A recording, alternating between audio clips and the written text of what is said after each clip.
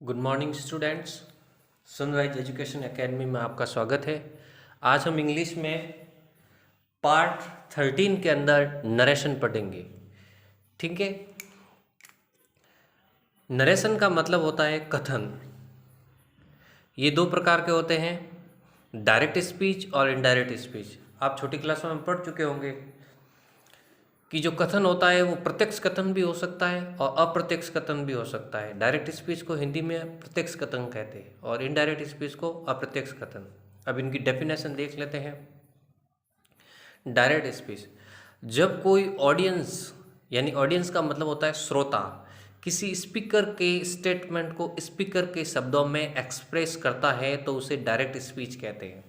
यानी कहने का मतलब ये है कि कोई ऑडियंस, आप स्पीकर हो, आपको किसी ऑडियंस ने सुन लिया और वो आगे जाकर किसी को आपके स्टेटमेंट को कहना चाहता है, ठीक है, तो वो अगर आपके स्टेटमेंट में कोई बदलाव नहीं करता है, जैसा आपने कहा वैसा वैसा सामने वाले को जाके कह देता है, तो उसे डायरेक्ट स्पीच कहते हैं। क्या कहते हैं? Direct speech. जैसे देखो, Shweta said I am busy.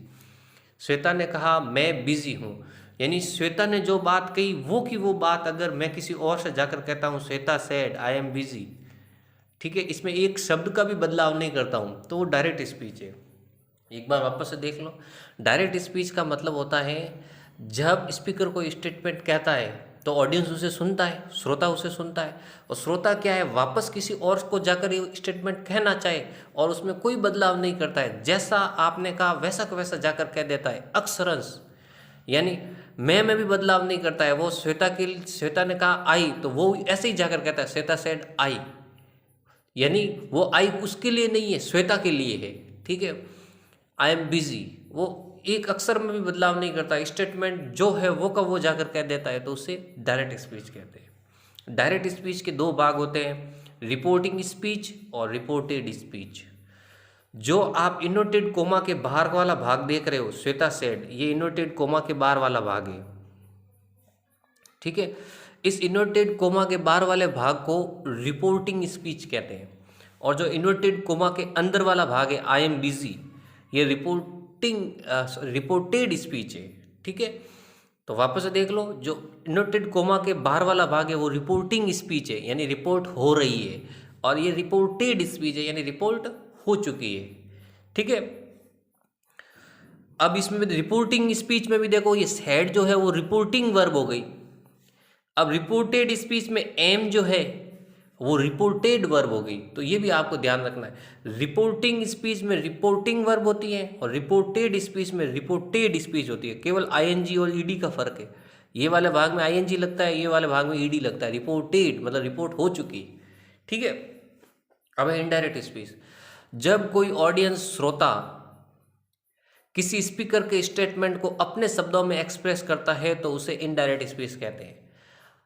अब ये देखो, इसका ठीक उल्टा है कि मैंने किसी के शब्दों को सुना और उसके शब्दों को बदल दिया, मतलब अपने शब्दों में अगर जाके मैं उसे कहता हूँ, अगले वाले को स्टेटमेंट सुनाता हूँ किसी का, तो उसे इनडायरेक्ट स्पीच कहते हैं। ठीक है। जैसे राम सेड दैट, राम ने तो ये कहा होगा कि आई वॉज क्रेजी, ठीक है, लेकिन आपने उस स्टेटमेंट सुना और आपने किसी और से जाकर कहा, तो क्या कहा, Ram said that he was crazy, कि वो पागल था। समझ में आया? तो इन दोनों में यही फर्क है। एक बार वापस से देख लो कि डायरेक्ट स्पीच में हम किसी की सुनी हुई बात को ज्यों का त्यों जाकर किसी दूसरे को कह देते हैं, तो वो डायरेक्ट स्पीच है।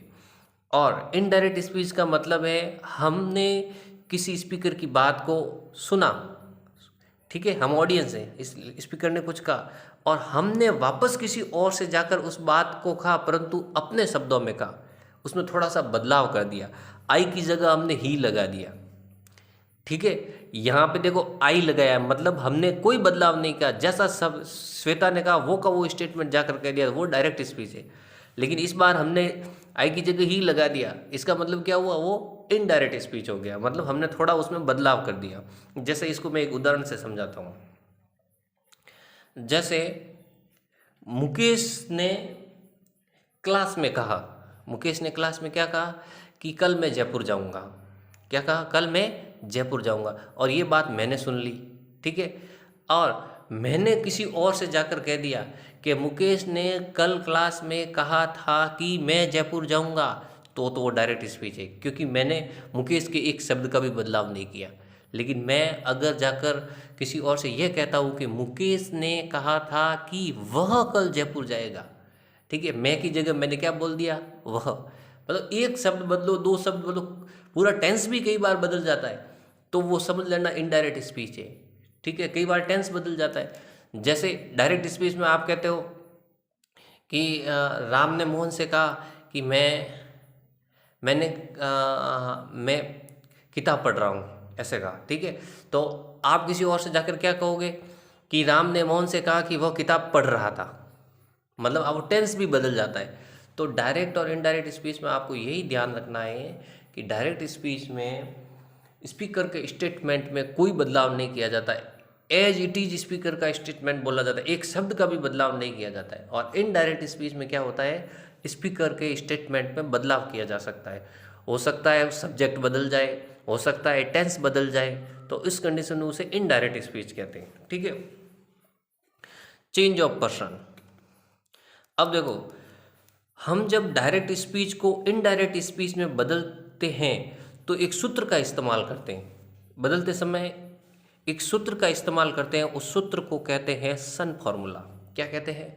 सन फॉर्मूला। इस सन फॉर्मूले से हम क्या करते हैं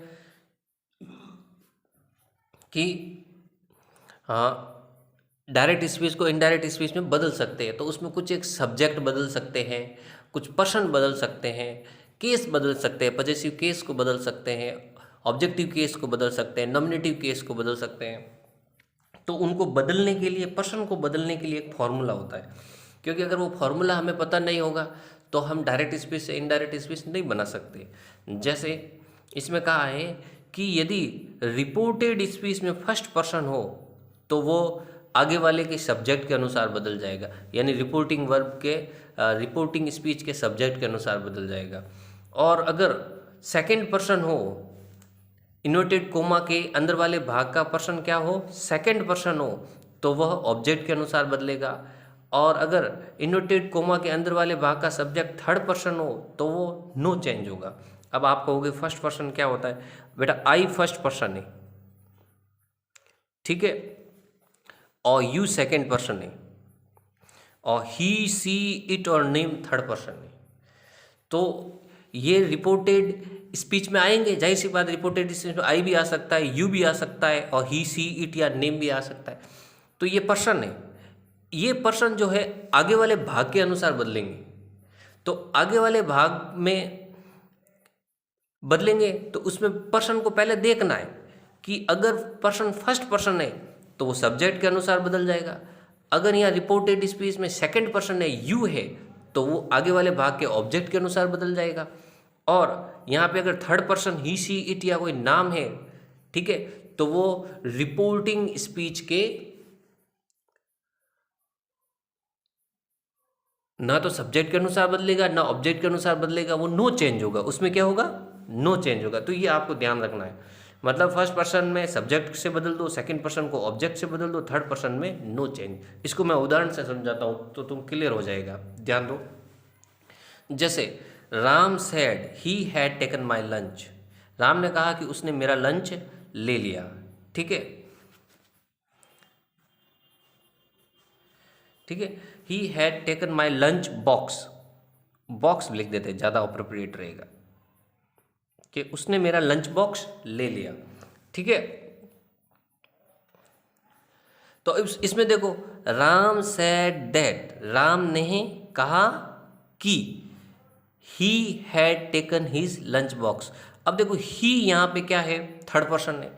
तो थर्ड पर्सन को जब हम डायरेक्ट स्पीच से इनडायरेक्ट स्पीच में लेंगे तो उसमें नो चेंज होगा, क्योंकि इसमें देखो सन फॉर्मूला क्या कह रहा है कि थर्ड पर्सन डायरेक्ट स्पीच और इनडायरेक्ट स्पीच में सेम रहता है, वो नहीं बदलता है, नो चेंज होता है उसमें।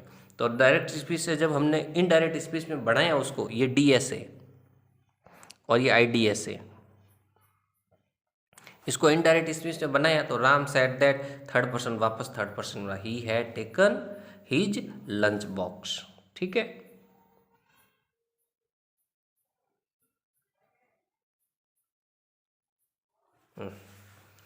अब ध्यान दो, अब आप फर्स्ट पर्सन का देखो। Ram said I am cooking food, Ram ने कहा मैं खाना बना रहा हूँ, ये डीएस में है, डायरेक्ट स्पीच में। ठीक है, आपको डायरेक्ट स्पीच इनडायरेक्ट स्पीच पता करना बहुत ही आसान है। इन्वर्टेड कोमा जहाँ लगा होता है मान लो वो डायरेक्ट स्पीच है, जहाँ इन्वर्टेड कोमा नहीं होता है वो इनडायरेक्ट स्पीच है, बहुत ईजी है। ठीक है, तो राम सेड दैट, अब देखो यहाँ आई है वो ही में बदल गया, ही was cooking food, I am was में बदल गया, टेंस भी बदल गया। तो अब इसको थोड़ा सा समझते हैं। देखो आई ही में क्यों बदला, क्योंकि मैंने आपको बताया था कि फर्स्ट पर्सन है वो सब्जेक्ट के अनुसार बदलता है, सेकंड पर्सन ऑब्जेक्ट के अनुसार, और थर्ड पर्सन में नो चेंज होता है। तो थर्ड पर्सन वाला तो अभी हमने ये किया, इसमें नो चेंज हुआ, ही का ही रहा। लेकिन यहाँ पे देखो ये फर्स्ट पर्सन है आई, तो आई ही में कन्वर्ट हो गया। क्यों कन्वर्ट हुआ, देखो आई फर्स्ट पर्सन सब्जेक्ट के अनुसार बदलेगा, सब्जेक्ट कौन है, राम, तो राम की जगह हमने क्या लिख दिया, ही। समझ में आ गया, तो हो गया Ram said that he was cooking food, tense भी बदल गया। अगला देखो, यहाँ मैंने सेकंड पर्सन को लिया है क्योंकि मैं आपको सन फॉर्मूला पूरा समझाना चाहता हूँ। ठीक है, Mukesh says you are my best friend, Mukesh says to me, Mukesh ने मुझसे कहा कि तुम मेरे पक्के दोस्त हो। ठीक है, तो सेज के आगे है to me, Mukesh says to me you are my best friend. तो देखो यू जो है आई में बदल गया, क्यों बदला, तो ध्यान से देखो, यू क्या है, सेकंड पर्सन है, आई यहाँ फर्स्ट पर्सन है, तो सब्जेक्ट के अनुसार बदला। यू यहाँ सेकंड पर्सन है, और सेकंड पर्सन किसके अनुसार बदलता है, ऑब्जेक्ट के अनुसार। तो अगले वाले वाक्य का ऑब्जेक्ट क्या है, ध्यान से देखो इसको, अगले वाले वाक्य का ऑब्जेक्ट आपके है, एक मिनट,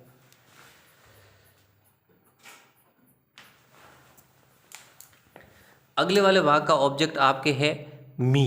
कैसे, कि मुकेश सेज, ये तो हो गया सब्जेक्ट, ये अगले वाले भाग की वर्ब, ये अगले वाले भाग की object.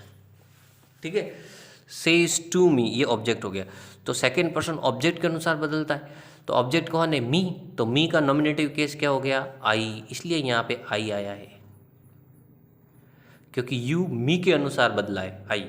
Mukesh tells, says to tells में बदल जाता है, किस में बदलता है, टेल्स में। Mukesh tells me that I was his best friend, या आर वाज में बदल गया, कारण टेंस चेंज हुआ है। वो टेंस वाला मैं बाद में बताऊंगा कि टेंस कैसे बदलते हैं, पहले आप पर्सन बदलना सीख जाओ। That I was his best friend, या माई जो है वह मुकेश के लिए आया, इसलिए ये हिज हो गया। ठीक है, अब आगे देखो, तो इसमें हम जब डायरेक्ट स्पीच से इनडायरेक्ट स्पीच में बदलना सीखेंगे तो आप ये ध्यान रखना कि डायरेक्ट स्पीच को इनडायरेक्ट स्पीच से बदलते समय हम 5 प्रकार के सेंटेंस लेंगे। पहला होगा एसर्टिव सेंटेंस का इनडायरेक्ट स्पीच बनाना, दूसरा होगा इंट्रोगेटिव का इनडायरेक्ट स्पीच बनाना, तीसरा होगा इम्पेरेटिव का इनडायरेक्ट स्पीच बनाना, चौथा होगा ऑप्टेटिव सेंटेंस का इनडायरेक्ट स्पीच बनाना, पांचवा होगा एक्सक्लेमेटरी सेंटेंस का इनडायरेक्ट स्पीच बनाना। यानी इंग्लिश में जितने सेंटेंस के प्रकार है उन सब का इनडायरेक्ट स्पीच हम बना सकते हैं। ठीक है, तो पहला हम सीखते हैं कि एसर्टिव सेंटेंस अगर डायरेक्ट स्पीच में आ जाए तो इनडायरेक्ट स्पीच कैसे बनाए। ठीक है, तो इसमें हमें ये ध्यान रखना है कि यदि रिपोर्टिंग वर्ब प्रेजेंट टेंस या फ्यूचर टेंस में हो तो इनडायरेक्ट स्पीच बनाते समय रिपोर्टेड स्पीच के टेंस में कोई बदलाव नहीं होगा। ठीक है, यानी ये आपसे ये कहना चाहता है कि डायरेक्ट स्पीच में अगर रिपोर्टिंग वर्ब प्रेजेंट में हो, जैसे सेज या प्रेजेंट में, क्योंकि वर्ब की फिफ्थ फॉर्म प्रेजेंट में आती है, और विल से या फ्यूचर टेंस में, तो ये कहना चाहता है कि अगर रिपोर्टिंग वर्ब यानी आगे वाले भाग की जो वर्ब है वो प्रेजेंट या फ्यूचर में है तो टेंस कभी नहीं बदलना है। पर्सन आप बदल सकते हो, सन फॉर्मूला आप लगा सकते हो। जैसे देखो Ram says I am ill, तो इसकी इनडायरेक्ट स्पीच होगी राम सेज, दोनों वाक्य जॉइंट हो गए दैट से, किससे जॉइंट हो गए, दैट से, दैट या कंजक्शन का कार्य कर रहा है। अब पर्सन बदल सकते हो, आई फर्स्ट पर्सन है और फर्स्ट पर्सन किसके अनुसार बदलता है, सब्जेक्ट के अनुसार, तो राम की जगह हमने लिख दिया ही इज इल, पर टेंस नहीं बदला, टेंस वही रहेगा। क्योंकि ये एसर्टिव सेंटेंस को जब हम इनडायरेक्ट स्पीच में कन्वर्ट करेंगे तो हमें ये रूल ध्यान रखना है कि रिपोर्टिंग वर्ब यदि प्रेजेंट या फ्यूचर में हो तो हम टेंस नहीं बदलेंगे। Mohan will say I can do it, तो हो जाएगा मोहन विल से। कंजक्शन हो गया दैट, आई मोहन के लिए आया तो फर्स्ट पर्सन है, फर्स्ट पर्सन सब्जेक्ट के अनुसार बदलता है, सब्जेक्ट कौन है मोहन, तो मोहन का हो गया ही कैन डू इट, पर टेंस नहीं बदला। तो मैं आशा करता हूँ कि आपको सन फॉर्मूला बराबर से समझ में आ गया होगा। सन फॉर्मूला इस बात को फॉलो करता है कि आगे वाला जो इन्वर्टेड कोमा के अंदर वाला भाग है, अगर फर्स्ट पर्सन है तो आप सब्जेक्ट के अनुसार बदल दो, सेकंड पर्सन है तो ऑब्जेक्ट के अनुसार बदल दो, और थर्ड पर्सन है तो आपको कोई बदलाव नहीं करना है। ठीक है, डायरेक्ट स्पीच को इनडायरेक्ट में बदलते समय एक चीज़ आपको और ध्यान रखनी है, और वो ध्यान ये रखनी है कि अगर रिपोर्टिंग वर्ब प्रेजेंट टेंस में हो या फ्यूचर टेंस में हो तो आप टेंस नहीं बदलोगे। ठीक है, नेक्स्ट।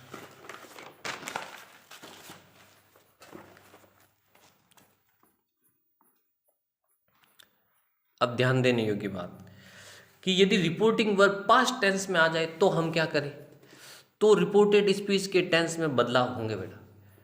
अगर पास्ट टेंस में आ जाए तो रिपोर्टेड स्पीच के आपको टेंस को भी बदलना पड़ेगा। सन फार्मूला तो हर जगह लगेगा, भले सेंटेंस का में रिपोर्टिंग वर्ब प्रेजेंट में हो, भले फ्यूचर में हो, भले पास्ट में हो, सन फार्मूला एवरी कंडीशन में लगता है, प्रत्येक कंडीशन में लगता है। परंतु टेंस बदलने वाली चीज़ जो है उसमें आपको ये रूल फॉलो करना होगा कि अगर रिपोर्टिंग वर्ब पास्ट टेंस में है तो ही आप आगे वाले भाग रिपोर्टेड स्पीच के टेंस में बदलाव करोगे, नहीं तो नहीं करना है। जैसे देखो पास्ट टेंस में आ जाए रिपोर्टिंग वर्ब, और जब पहचानने का तरीका, रिपोर्टिंग वर्ब पास्ट टेंस में हो तो मान के चलो सैड लिखा हुआ होगा। जहाँ जहाँ सैड लिखा हुआ आ जाए तो मान के चलना कि वो पास्ट टेंस में है। रिपोर्टिंग वर्ब किस में है, पास्ट टेंस में। और प्रेजेंट में होगी तो से लिखा हुआ होगा, और फ्यूचर में होगी तो विल से या सेल से लिखा होगा, सेल से लिखा होगा। ठीक है, तो आप टेंस को ऐसे बदलोगे। Present simple tense past simple tense में बदल जाएगा, प्रेजेंट कंटिन्यूअस पास्ट कंटिन्यूअस में, present perfect tense past perfect tense में बदल जाएगा, present perfect continue past perfect continue में बदल जाएगा। तो ये आपको थोड़ा ध्यान रखना है। यानी प्रेजेंट के चारों भाग पास्ट के चारों भागों में बदल जाएंगे। प्रेजेंट का पहला भाग पास्ट के पहले भाग में, प्रेजेंट का दूसरा भाग पास्ट के दूसरे भाग में, तीसरा भाग पास्ट के तीसरे भाग में, प्रेजेंट का चौथा भाग पास्ट के चौथे भाग में। Past simple tense past perfect tense में बदल जाएगा, और past continue past perfect continue में बदल जाएगा। CON का मतलब यहाँ कंटिन्यू है। ठीक है, और दो जगह नो चेंज होगा। अगर आपके सामने डायरेक्ट स्पीच में पास्ट परफेक्ट टेंस आ जाता है तो आप नो चेंज होगा, वो पास्ट परफेक्ट में ही रहेगा। और अगर पास्ट परफेक्ट कंटिन्यू आता है उसमें भी नो चेंज होगा। विल वुड में बदल जाएगा, सेल शुड में बदल जाएगा, मे माइट में, कैन कुड में, मस्ट हैड टू में, दिस दैट में। नियरर एक्सप्रेसिंग वर्ड जो है फारर एक्सप्रेसिंग वर्ड में बदल जाएंगे। दीज दोज में, नियर फार में, टुडे दैट डे में, कम गो में, yesterday द प्रीवियस डे में, टुमारो द नेक्स्ट डे में, टुनाइट दैट नाइट में, एगो बिफोर में बदल जाएगा। तो ये आपको थोड़ा सा ध्यान रखना है। ठीक है, आगे देखते हैं।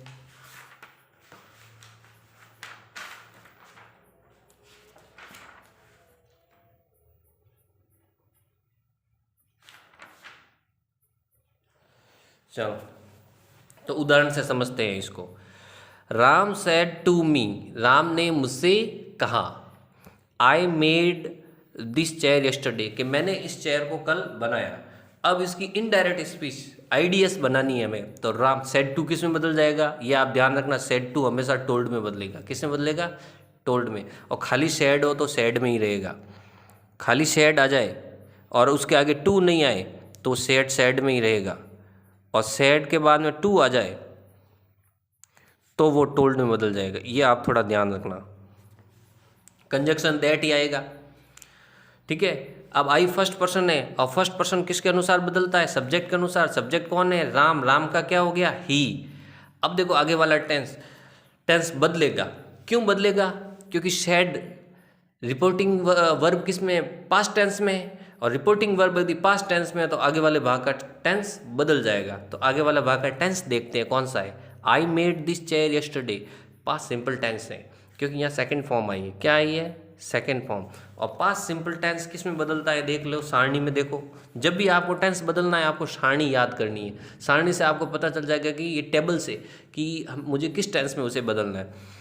तो पास्ट सिंपल टेंस आपके पास्ट परफेक्ट में बदलेगा। और पास्ट परफेक्ट का फॉर्मूला क्या है?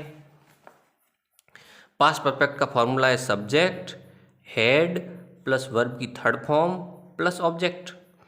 तो सब्जेक्ट हो गया ही, हैड, और वर्ब की थर्ड फॉर्म मेड की थर्ड फॉर्म मेड ही होती है, फिर आगे ऑब्जेक्ट आएगा। ठीक है, तो ही हैड मेड, और दिस बदल गया दैट में, chair the previous day, yesterday बदल गया दी प्रीवियस डे में। ये आपको इतना ध्यान रखना पड़ेगा। ठीक है, एक एक चीज़ को बारीकी से समझना है। एक मैं आपको और देख के बताता हूँ कि प्रेजेंट सिंपल पास्ट सिंपल में कैसे बदलेगा। जैसे आ गया Ram said to me, you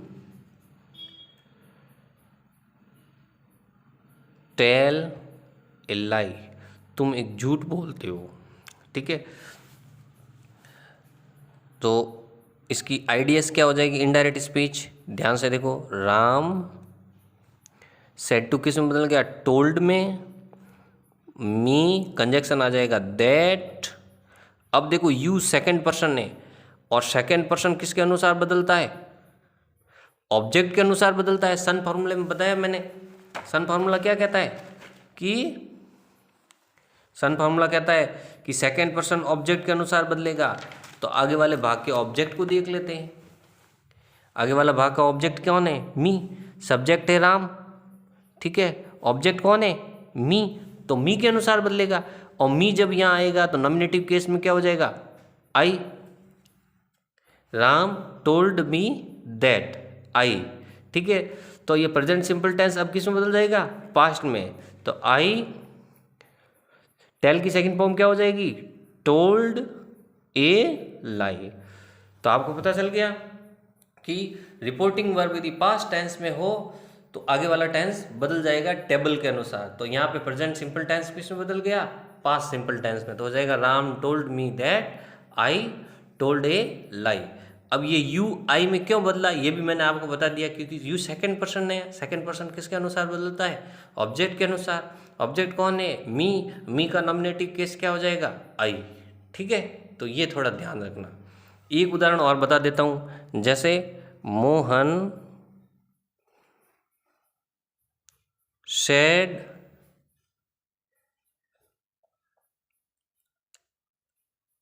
dear, direct speech में देख लो इसको। Mohan said Sita is cooking food. Mohan ने कहा सीता खाना बना रही है। तो इसकी आइडियाज क्या हो जाएगी? ये प्रेजेंट कंटिन्यूअस टेंस है तो पास्ट कंटिन्यूअस टेंस में बदल जाएगा। रिपोर्टिंग वर्ब किस में है?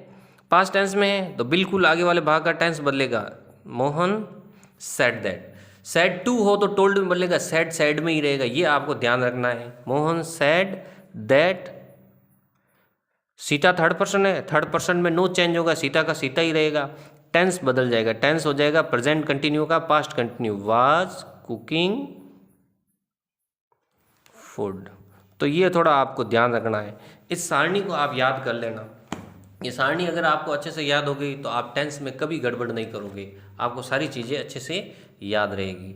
ठीक है, तो present simple tense past simple tense में, प्रेजेंट कंटिन्यू पास्ट कंटिन्यू बदल गया। अब एक और देख लेते हैं प्रेजेंट परफेक्ट को कैसे बदलना। जैसे आ गया Mohan said I have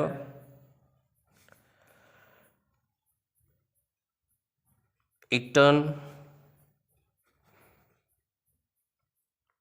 my lunch। मैंने अपना लंच खा लिया है। ठीक है, तो इसका हो जाएगा मोहन, ये प्रेजेंट परफेक्ट है तो पास्ट परफेक्ट में बदल जाएगा। Mohan said that, I first person है, मोहन के हिसाब से ये ही में बदल जाएगा। फर्स्ट पर्सन सब्जेक्ट के अनुसार बदलता है, सब्जेक्ट कौन है? मोहन, तो क्या हो जाएगा? ही। और tense present perfect past perfect में बदलेगा तो हैड प्लस वर्ब की थर्ड फॉर्म आएगी, क्योंकि प्रेजेंट परफेक्ट में has have plus third form होती है और पास्ट परफेक्ट में हैड प्लस थर्ड फॉर्म होती है। तो हो जाएगा दैट ही हैड टेकन, माई यहाँ मोहन के लिए आया है तो माई का हो जाएगा हिज लंच। ठीक है। फ्यूचर में आपको ये ध्यान रखना है कि विल वुड में बदल जाता है और सेल शुड में। तो जैसे आ गया नेहा, ये आइडिया से नेहा शेड,